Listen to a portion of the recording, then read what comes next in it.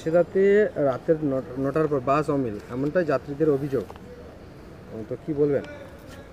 না, অ্যাকচুয়ালি এটা বলতে গেলে বাস অমিল ঠিক না। বাস যে চলবে, বাস চলে কিন্তু যাত্রী এবং বাস দুটোই চলে একে অপরের পরিপূরক। যেমন যাত্রী থাকলে যেমন বাস চলবে, আবার বাস থাকবে যাত্রী থাকবে না, এটা কখনো হতে পারে না।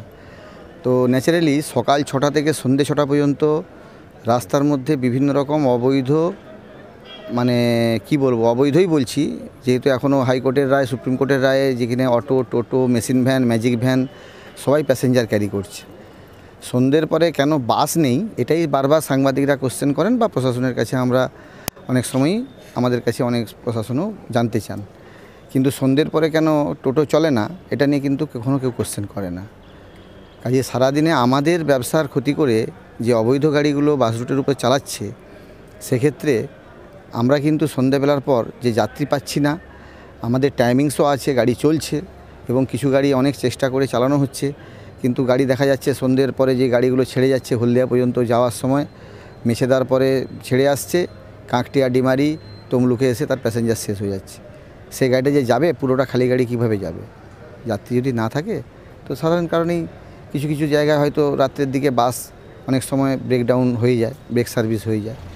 এটাই হচ্ছে ব্যাপার। তো আপনারা কি চাইছেন বা কীভাবে এই সমস্যার মোকাবিলা করবেন? সমস্যার মোকাবিলা বলতে প্যাসেঞ্জার যে তুলনায় থাকে, আমরা বাসের সার্ভিসটা রাত্রি 9:30 পর্যন্ত 10টা অবধি দেওয়া হয়। একটা ইন্ডাস্ট্রিয়াল জোন, এখানে হলদিয়াতেও আমাদের প্রায় 9:20, 9:30 পর্যন্ত লাস্ট বাস আসছে।